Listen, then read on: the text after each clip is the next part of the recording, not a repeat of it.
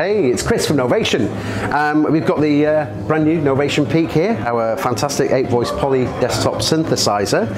And just to give you a quick rundown on the architecture, it's a 3-oscillator, 8-voice poly synth in a desktop format as well. And that made a lot of sense to us because, you know, a lot of people have a lot of keyboards in their studio. I know I do. I've got so many sort of black and white notes, and space is a bit of a premium.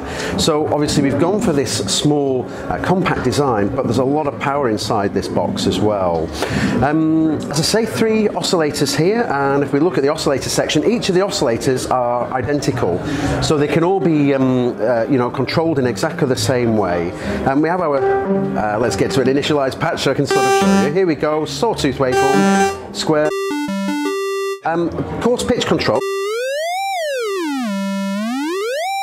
Now that's actually on an 8-bit MIDI control, so that's giving us twice the resolution of a standard MIDI control to give it that nice kind of, if you like, well, the true analog control voltage style control. The oscillators themselves are actually being produced in, well, in what we call a field programmable gate array. This is some new technology that we're working on here, and this is really letting us create oscillators at such high resolutions. I mean, we're doing some incredible oversampling of the waveform generation, and that's really making them behave just as, if you like, true analog oscillators. There's no aliasing.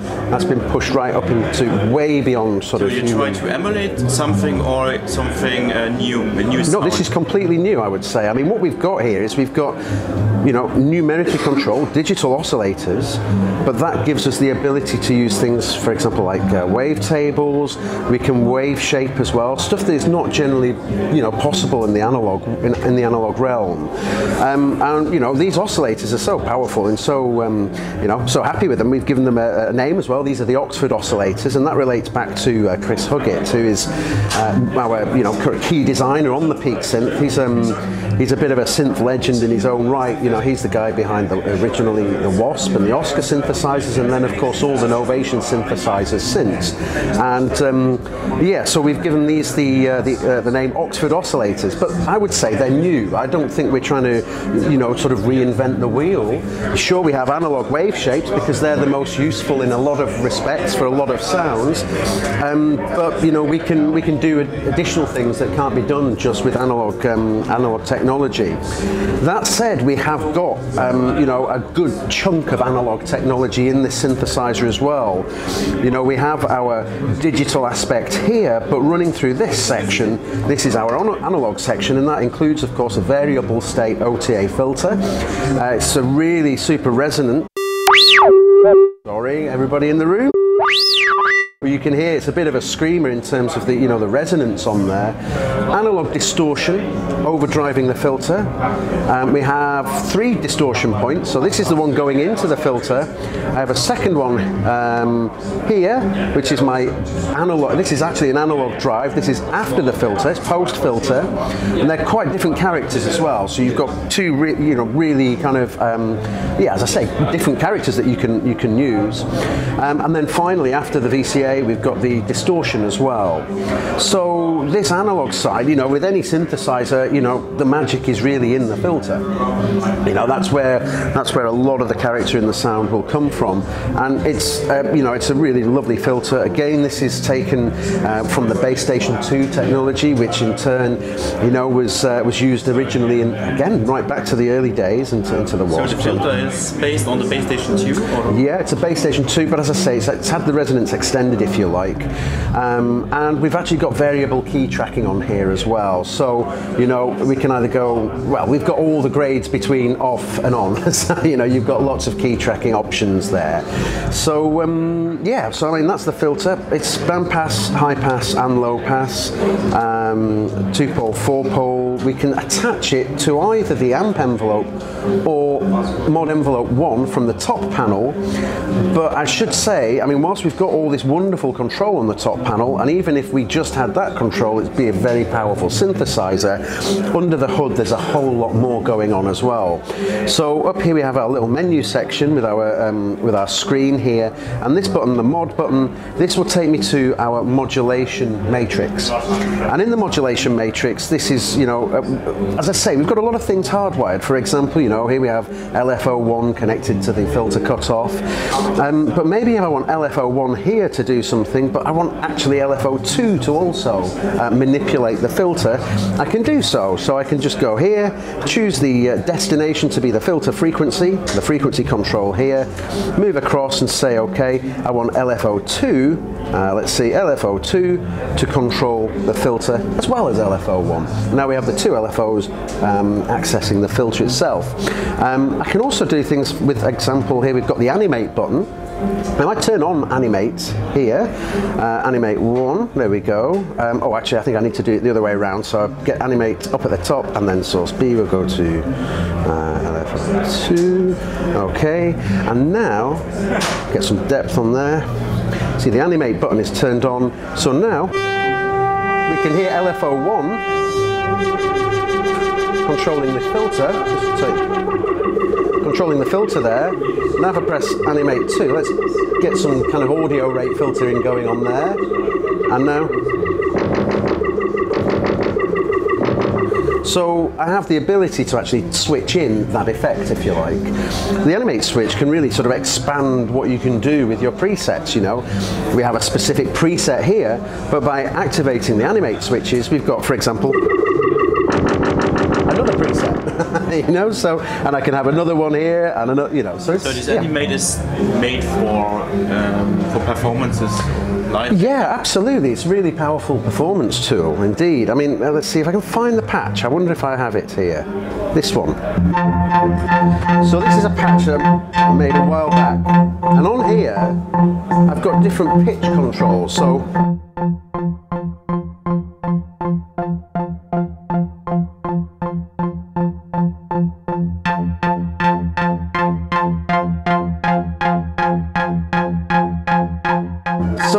basically, the animate switches allow you to also directly control pitch of oscillators. Again, you know, you can get some quite interesting, you know, sort of musical ideas working in that way. In the mod slot, how many slots we have? We have 16 slots, so we've got up to 16 slots there. We have 37 different destinations, and they range from all sorts of things, including LFO rates, noise frequency modulating filter, oscillator 3 frequency modulating filter, but we've also got that hardwire on here as well.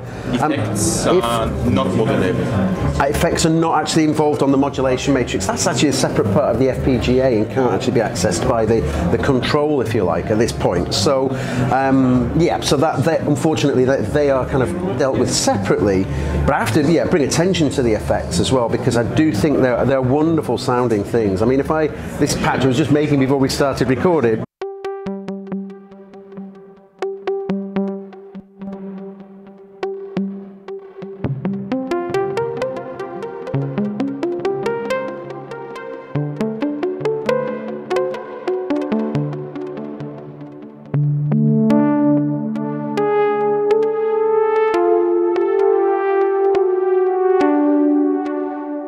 And if I change the sort of the room size, so let's just, you can hear the modulation on there as well. They are new designs, or they are coming from older No, products? completely ground up, built specifically for Peak as well. And I think, again, using the power of the FPGA here and the high resolution of the FPGA, because I mean that's running at 24 megahertz, which is And the difference between the Type 1, Type 2, and Type 3? I think they're kind of sizes really. I mean I don't know specifically the difference at this point, but yeah, I think they're different sizes.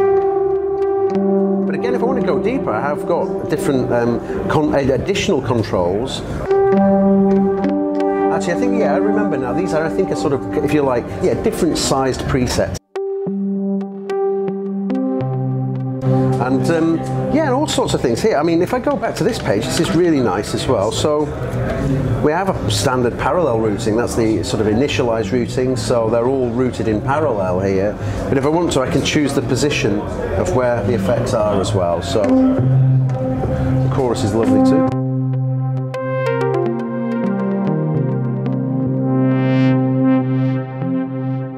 So yeah, all the controls on the top panel here are digital as well, of course, and that again, by using this FPGA, has meant that we can do some pretty wacky stuff in terms of speeds of LFOs and this sort of thing. Let's just get an LFO on here, and if I just bring up the rate, so this is off at this point. You know, it's not cycling, but if I bring that up. I was going to go to a sawtooth. I love that on an LFO. And this is running up into the audio rate, into about 200 hertz. But then, if I bring that back down, we go here to the high, and this now runs again from 0, but this time, so we're about the 200 hertz point again there, but now,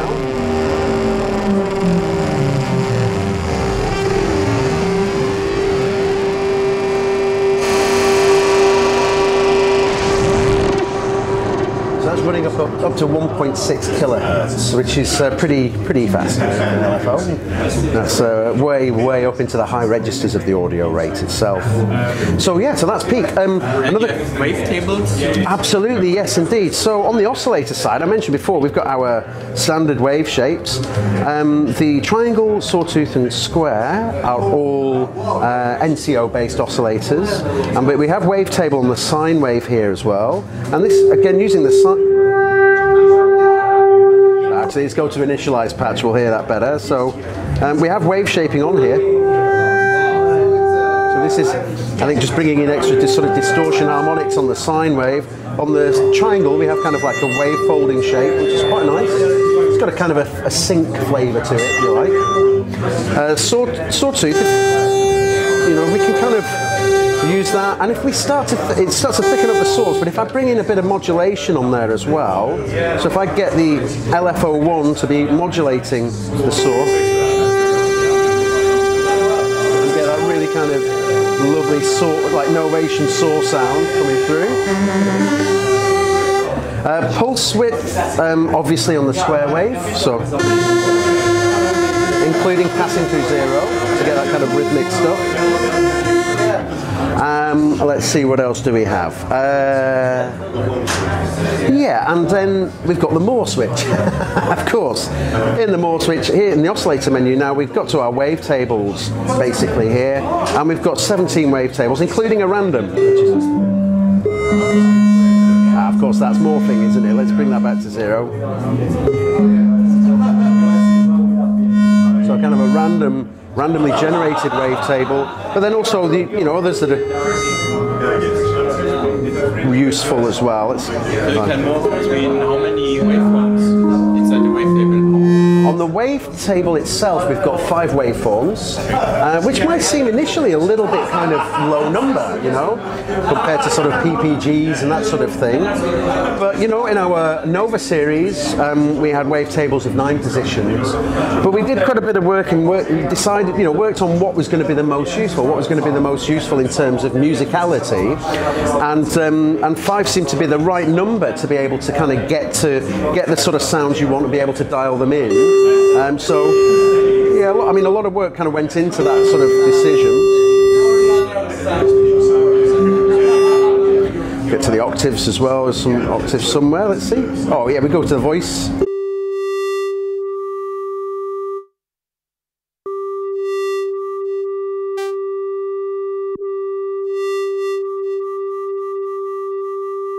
So yeah.